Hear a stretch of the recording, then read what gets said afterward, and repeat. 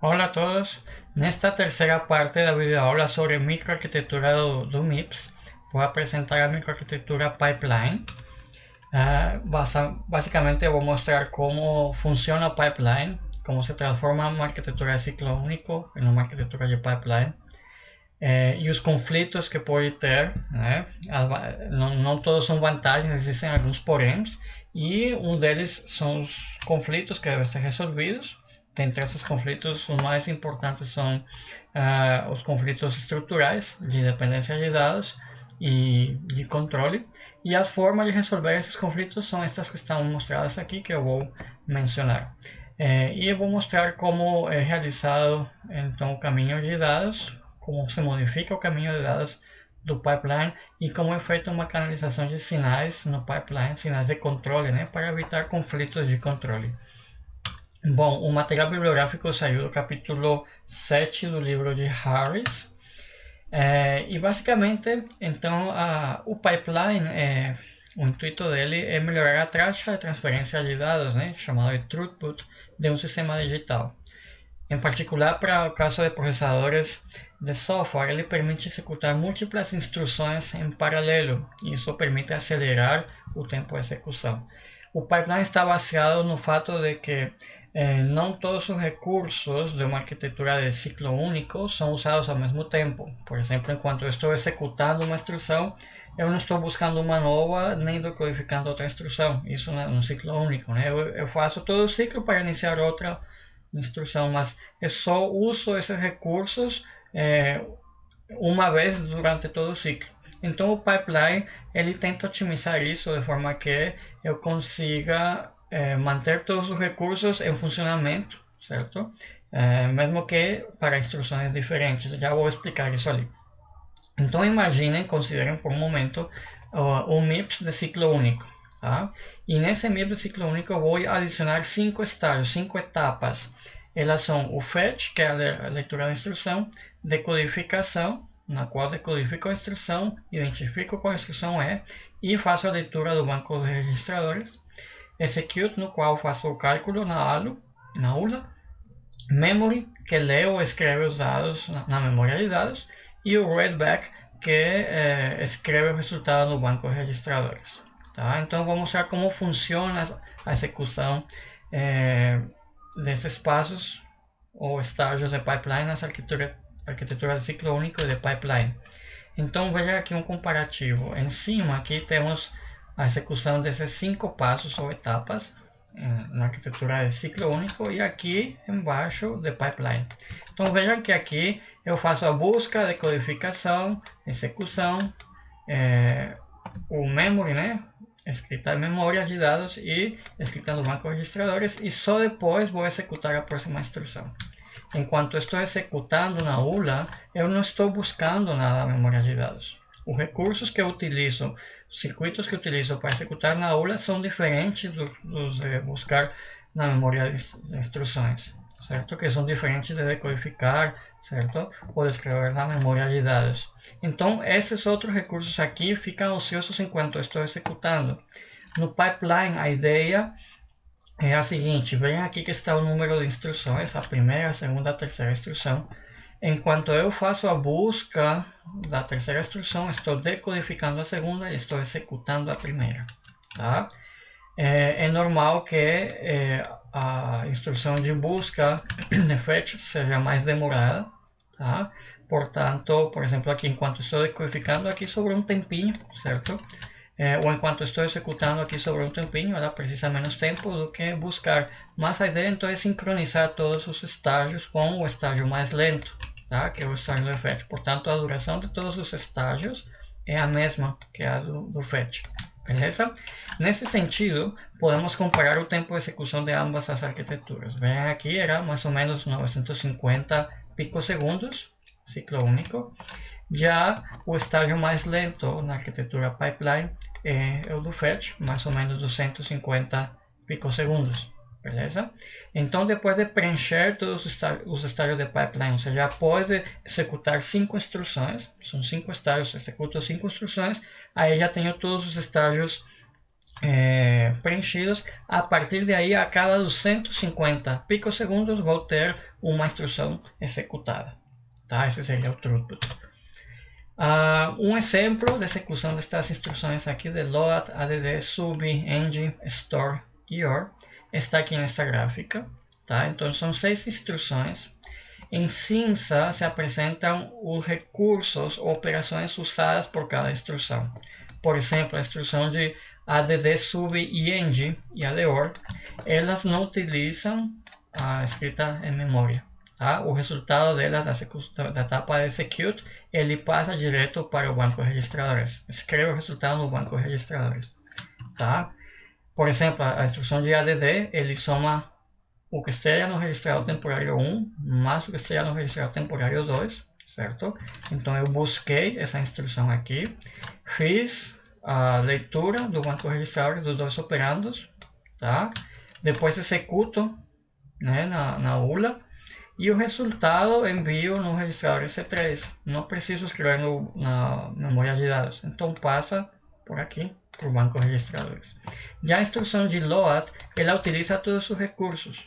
Eu tenho que somar ao endereço base, somar este immediate, que é um set, certo? Eu tenho que buscar esses valores, né? O immediate vem para a própria instrução e daqui busco que esteja aqui, certo? Carrego essa constante aqui, somo e isso vai virar um endereço para fazer o acesso à memória e então armazenar o valor que esteja ali, armazeno aqui em S2, certo? Nesse registrador S2 no banco de registradores, né?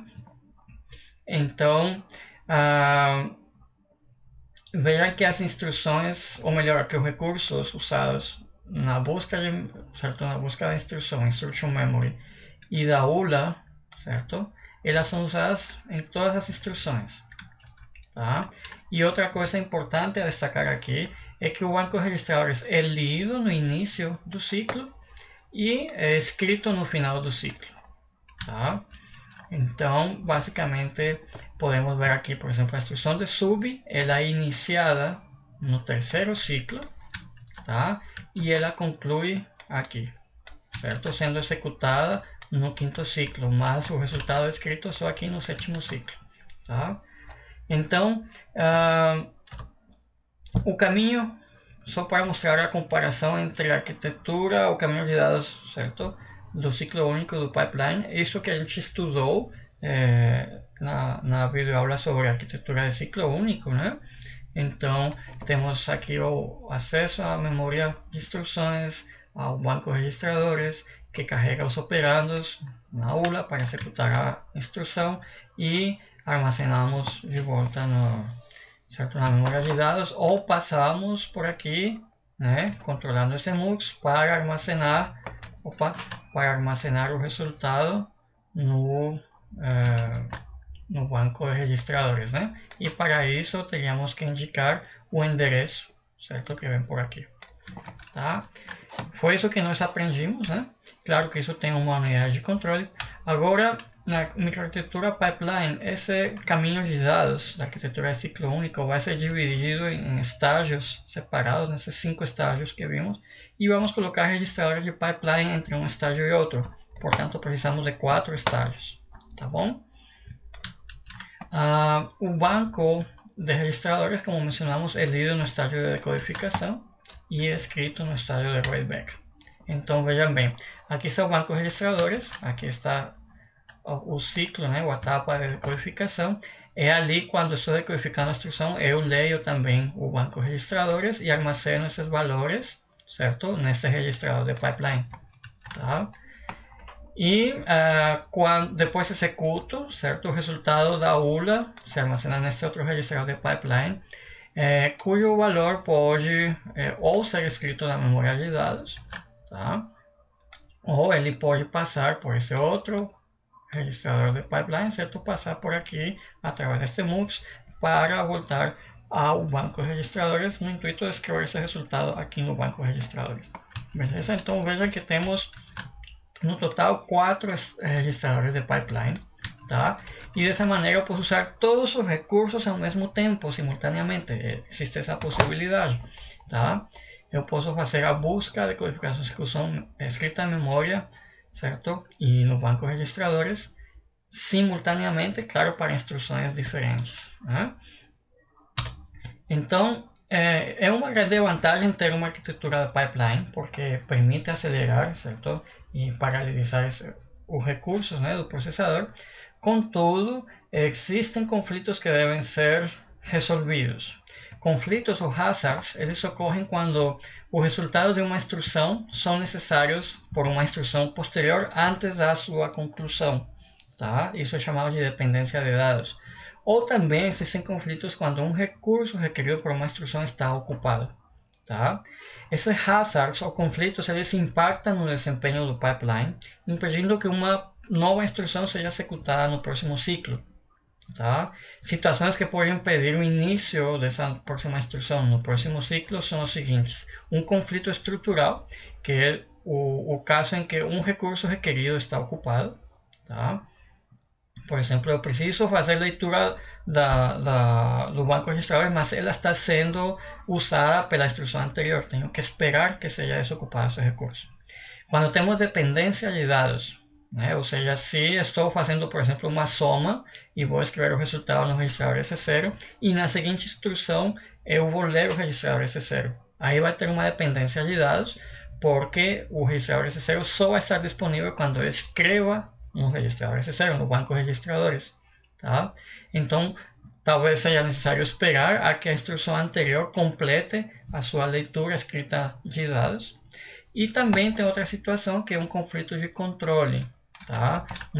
Acontece muito no caso de desvios de instrução, branch. Né? Então, a decisão de qual ação de controle deve ser realizada depende da instrução prévia. Tá? Essas são as três situações, basicamente, e existem métodos de resolver esses conflitos. Tá? Então, vamos lá. O conflito estrutural, aquele causado quando um recurso está ocupado, suponha, como exemplo, suponha o MIPS pipeline, mas por um momento vamos supor que temos só a memória de dados e instruções única. Tá? Nesse caso, as instruções de load e store, que requerem acesso de dados, tá? Vamos supor que estou fazendo um load ou um store. Tá? Enquanto estou fazendo load e store, eu não posso buscar uma nova instrução, porque o fetch também precisa certo? Fazer acesso da memória de instruções que está ocupada. Tá? Então, é por isso que na maioria, ou nas arquiteturas pipeline, elas requerem memória de dados, instruções separadas, ou como mínimo, memória cache, que são memórias intermediárias, né? Como já vimos, memórias cache para dados e instruções separadas. Né? Então, esse é um exemplo de um recurso que está ocupado, né? No caso, o banco registradores, tá? Ou a memória de dados, perdão. Veja um exemplo de conflito por dependência de dados. Esse conflito é causado quando uma instrução depende da conclusão do acesso de dados da instrução anterior, que é o caso aqui. Ó. Aqui estou fazendo uma soma de T0 mais o que seja T0 mais T1, certo? E coloco esse valor no registrador S0. Tá? Então busquei a instrução ADD, né? Decodifiquei, fiz a leitura de T0 e de T1. Aqui está o valor de T0 e o valor que está no registrador temporário T1. Depois, na etapa MEM, eu não preciso usar essa etapa, né? E passar para a última etapa, que escreve o valor da soma, né? No registrador S0. Tá? Se eu colocasse o pipeline para executar imediatamente depois, ou seja, no ciclo seguinte, ou seja, enquanto eu decodifico a instrução de ADD, eu já busco a AD sub, vai acontecer que a execução do sub ainda está aqui neste momento aqui, mas ainda não tenho o S0 pronto. Se eu somar do jeito que está, eu vou usar um valor de S0 anterior prévio, não é o valor S0 que eu desejo usar. Tá? Aqui tem um conflito e isso deve ser resolvido. Tá? Então, necessariamente eu preciso esperar que a instrução anterior conclua a sua fase de write back. Então, outro tipo de conflito é o conflito de controle, que são causados quando a decisão de qual opção ou qual ação de controle deve ser realizada nos MUXs, na ULA, nos registradores, certo? Dependendo da instrução, eu devo setar algumas sinais de controle, certo? Mas esses sinais, a configuração deles depende da instrução que está sendo executada, da instrução anterior, ok?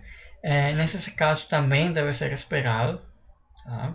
Devemos esperar a que conclua, certo, essa instrução anterior. Outro exemplo seria instruções de desvio, de branch, as quais controlam o fluxo de programa, né? Então, nesse caso, o pipeline nem sempre consegue fazer o fetch da instrução correta. Tá? Imagina que eu tenho uma instrução de branch, certo? E ele vai me levar não para a próxima instrução, senão para uma instrução lá para baixo, certo? Ele vai fazer um pulo de instruções, tá? Para onde eu não sei até que eu não execute a instrução de branch, tá? Então, esses conflitos de fluxo de controle de fluxo de programa são causados, né, quando a busca de uma nova instrução depende da conclusão do branch, tá? No caso particular do pipeline do MIPS, seria necessário adicionar mais hardware no estágio de codificação da instrução para comparar registros, certo? O mais cedo possível, talvez aí mesmo na decodificação da instrução, e antecipar então qual vai ser o target do branch, ou seja, para onde eu vou ir caso que se cumpra a condição. O intuito é estimar ou conhecer o endereço da memória de instruções para qual iria se o branch tem uma condição verdadeira. Tá? Quanto mais cedo, melhor, porque eu não preciso esperar que toda a instrução seja executada. Tá? Então, as técnicas de resolução de conflitos são o forwarding, ou também chamado de bypass, stall, também chamado de parada ou suspender o pipeline, e de predição de branch. Eu vou começar explicando o stall. O stall suspende o pipeline até que os dados ou recursos fiquem disponíveis. Tá? Ele é utilizado para resolver conflitos estruturais de dependência de dados. O forwarding ou bypass, ele funciona assim: uma vez que eu detecto uma dependência de dados, então ele encaminha o resultado do estágio de execute, ou de memory, ou de writeback, para o execute da próxima instrução. Tá? Isso envolve uma lógica adicional extra e os caminhos de dados se modificam um pouco, tá?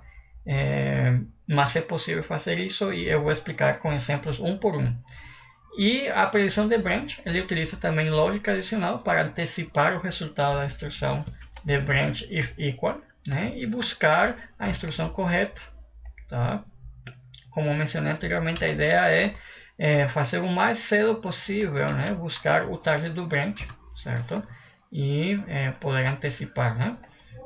Em caso de que a previsão seja errada, seja errônea, então existem algumas técnicas. Uma delas é fazer o flush do pipeline, eu esvacio o pipeline para iniciar a próxima instrução, tá? Ou então fazer um stall do pipeline por um ou dois ou mais ciclos de relógio, perdão, mais ciclos, né, de pipeline.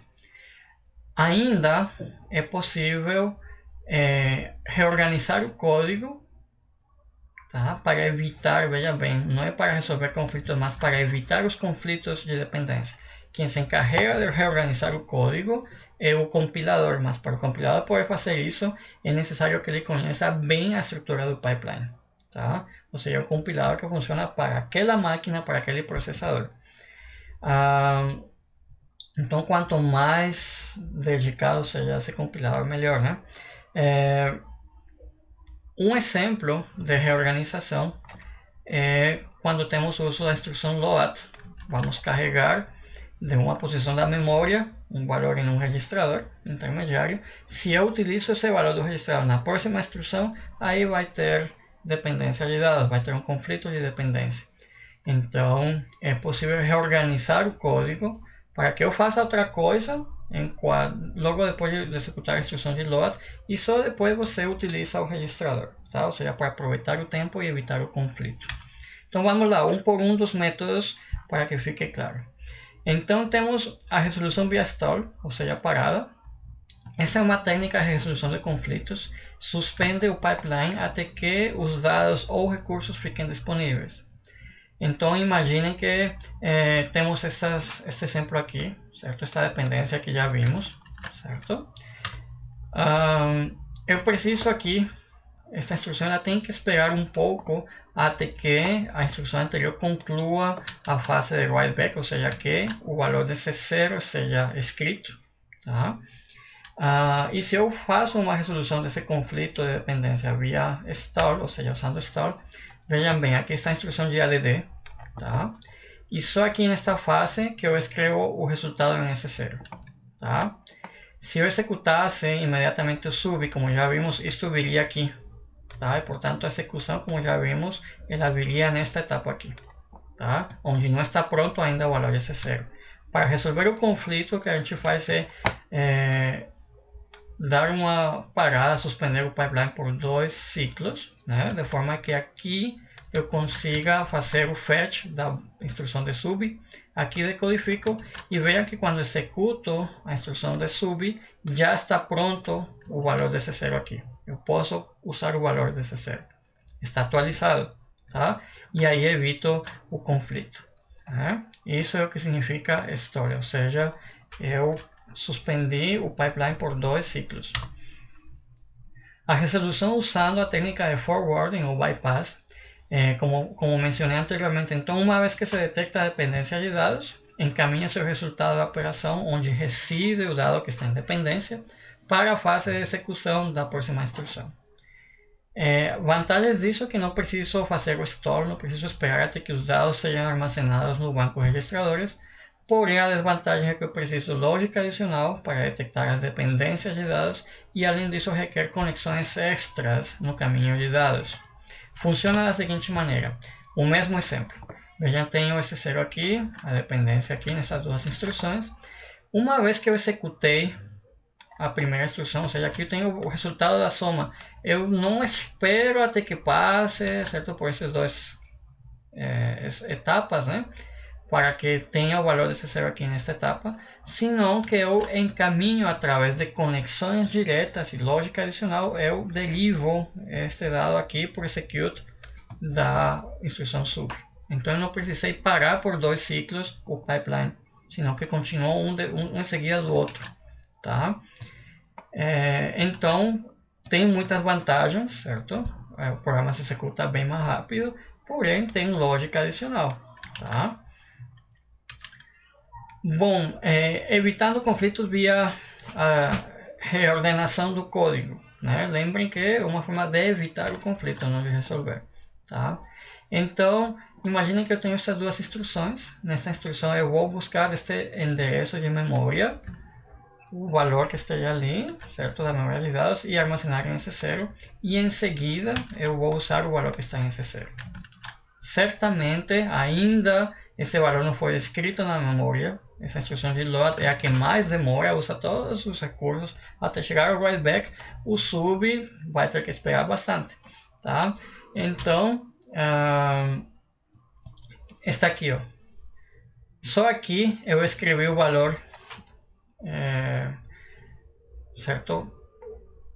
Perdão, eu tenho disponível o valor, só aqui eu tenho o valor disponível desse 0 no banco registrador, mas o valor dele já está aqui, eu busquei da memória, certo aqui. Se eu faço forwarding aqui, né, vejam que mesmo assim fazendo forwarding ainda tenho que fazer um stall de um ciclo, tá? Ou seja, o forwarding nem sempre consegue evitar o stall, tá?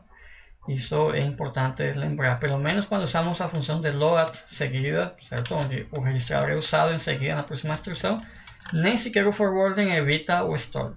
Tá? Então aqui a dica é use o tempo para outra coisa. Em lugar de fazer nada aqui, execute qualquer outra instrução que não esteja usando esse 0 e claro que não utilize, que não escreva entre 3, certo? Beleza? Então, faça alguma coisa aqui. E isso significa antecipe uma instrução que você precise, né? Para alguma coisa.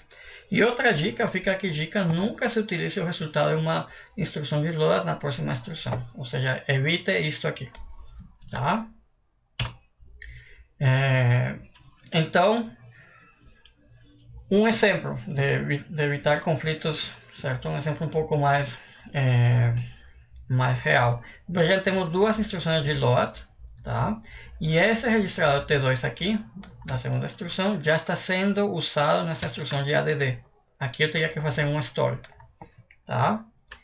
Depois eu faço uma instrução que não tem nada a ver com T2, beleza?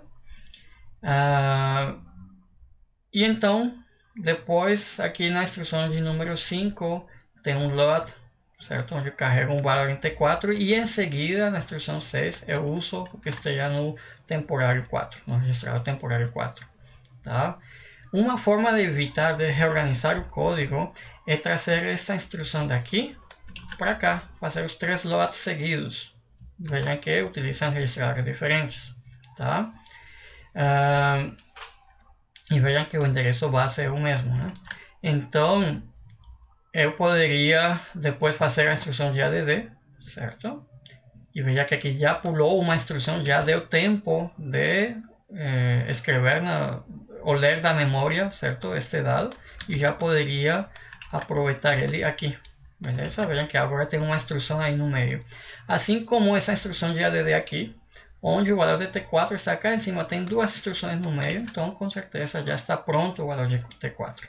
Tá? A diferença é que aqui eu demoraria 13 ciclos por causa dos stores e aqui 11 ciclos executando esse código.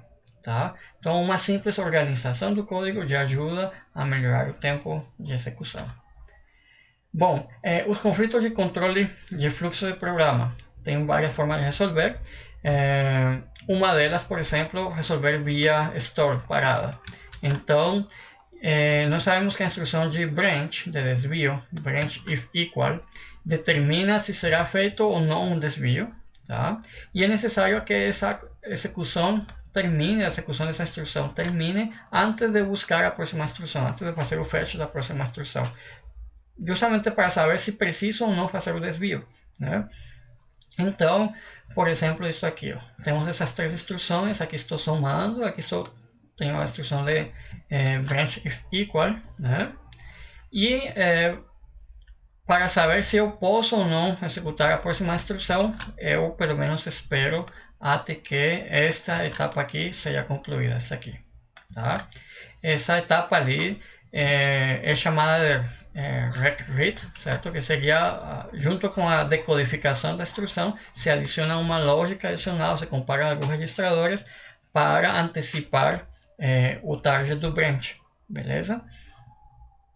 Então, se essa comparação, certo, dos registradores é feita nesta etapa, eu faço só um stall de um ciclo e aqui eu já posso executar ou buscar essa próxima instrução, beleza? Canalização de sinais, tá? Para evitar os conflitos de controle, se utiliza a canalização de sinais. Isso, toda a arquitetura pipeline usa isso aqui. Basicamente, o princípio é o seguinte: os sinais associados a uma instrução, eles devem estar em sincronia com os dados daquela instrução. Então, por exemplo, sinais de controle gerados a partir dos campos opcode e function da instrução que está sendo executada, elas devem operar em conjunto com os dados para que os mesmos permaneçam sincronizados ao longo da instrução. Então você tem um dado e ele vai provocar, certo, um desvio de função, ou, dependendo da instrução, certo, os dados de controle têm que estar ali prontos, sincronizados. Opera, certo, sincronizado com os dados de controle. Tá? Seja para configurar a ULA, para desviar informação através de muxes, ou para escrever registradores de pipeline, etc. Tá? Outro exemplo, no caso de escrita no banco de registradores, temos um sinal de controle que habilita a escrita, né, chamado de write regi enable, tá? E esse sinal ele vem do estágio de execute, tá? Esse sinal ele tem que ser propagado ao longo dos 2 estágios seguintes, que é o memory e o write back, tá? Ele tem que passar, tem que ser registrado, certo? No registrador de pipeline. E dessa forma o sinal write regi é canalizado para o estágio de write back antes de ser realimentado por registradores. Algo como isso aqui, ó. Aqui está a ULA, ela produz esse sinal de write regi, certo? Este sinal aqui que a gente precisa canalizar, aquele que habilita a escrita no banco de registradores. O que eu quero registrar ali? A saída da ULA, tá? Talvez eu vou fazer isso aqui, ó. Tá bom? Esse é o dado que eu quero armazenar neste endereço A3, tá? O endereço A3 está vindo por aqui, né? Veja que aqui também ele está sincronizado, está registrando aqui no registrador de pipeline esse endereço, tá? Para que cheguem ao mesmo tempo. Mas enfim, não adianta que chegue o dado e o address ao mesmo tempo, tem que estar sincronizado com o write enable, que é o caso deste exemplo.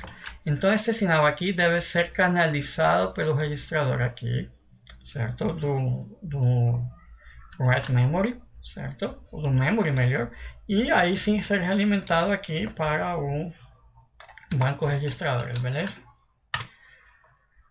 E aqui mostro mais ou menos como é a arquitetura. Vejam aqui a arquitetura de caminhos de dados com a unidade de controle, e ainda além da unidade de controle tem uma lógica adicional que permite detectar conflitos. Então tem uma lógica aqui para detecção de conflitos, para uma unidade de forwarding, e que utiliza muxes, né, para direcionar resultados da execução, né, de uma instrução para a instrução seguinte, né? Então vou concluir esta terceira parte da videoaula fazendo um exemplo ou melhor, comentando um pouco sobre cálculo de desempenho de processadores com arquitetura pipeline. Nós sabemos que a forma como calculamos o tempo de execução é isto aqui: o número de instruções de um programa vezes o número de ciclos por instrução, que depende também, claro, de quantas instruções, da porcentagem de instruções, se são de load, de store, de tipo R, etc. E o tempo que demora cada ciclo, que depende do período do clock, tá? Na arquitetura de pipeline, espera-se que cada ciclo seja executado em um ciclo de relógio, ou seja, a gente sabendo o período do clock, saberíamos quanto tempo se executa cada ciclo. E idealmente temos uma instrução a cada ciclo de relógio. Isso aqui seria igual a 1, tá? Então, no entanto, algo importante a ressaltar e a considerar é que na arquitetura pipeline, os métodos de resolver conflitos podem desperdiçar ciclos, né? Quando eu mantenho o pipeline em store, certo? Aí, digamos, ele vai adicionando tempo, né? Então, a moral da história é que o número de ciclos por instrução depende do programa, tá? E é necessário, então, para você poder estimar o tempo de execução do programa, você só consegue estimar ou então executar e medir de fato, né? Mas depende muito do programa. É possível realizar uma análise de profile, tá? Uma análise de perfil também, né? Para estimar o tempo de execução de um programa e inclusive para analisar a sua árvore de chamada de funções, tá? Quando o programa é feito através de funções.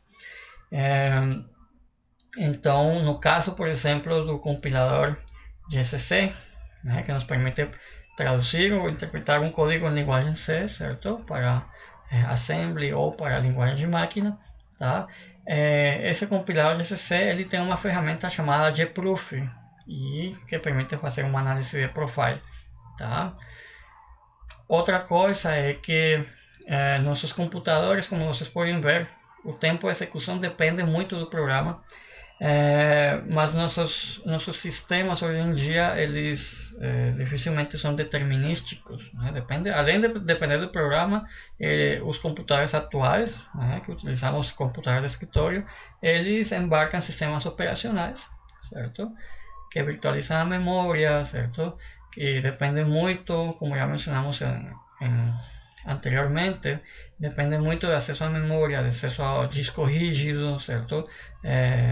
Das ferramentas que temos para printar na tela, certo? Para comunicação via rede. Tudo isso afeta o tempo de execução de um programa e o desempenho de como o seu programa é executado no computador, tá? Bom, um resumo sobre a microarquitetura pipeline. Primeiro, então, o pipeline ajuda a melhorar o desempenho do processador, incrementando o throughput da execução de instruções. Isso porque ele permite executar instruções em paralelo. Requer registradores no caminho de dados e no controle de sinais. E, inclusive, esses sinais devem ser canalizados através dos registradores de pipeline. essa arquitetura pipeline ela é sujeita a conflitos que podem ser estruturais ou de dependência de dados ou de controle, tá? E o projeto do instruction set, do conjunto de instruções, ou seja, de como ele é executado cada instrução no caminho de dados, isso afeta a complexidade da implementação do pipeline, tá? Então, isso é algo que os projetistas em tempo de projeto de processador, certo? Eles têm que conhecer para desenvolver uma arquitetura de pipeline, né? A resolução de conflitos, vimos os métodos de forwarding, de parada e de previsão de branch, tá? Os stalls ou paradas, eles reduzem o desempenho, mas são necessários para obter os resultados corretos, tá? O compilador pode reorganizar o código, fazer o agendamento ou a reorganização do código melhor, para evitar conflitos e stalls, tá? Porém, para o compilador poder fazer isso, ele requer conhecer bem a estrutura do pipeline do seu processador, tá bom?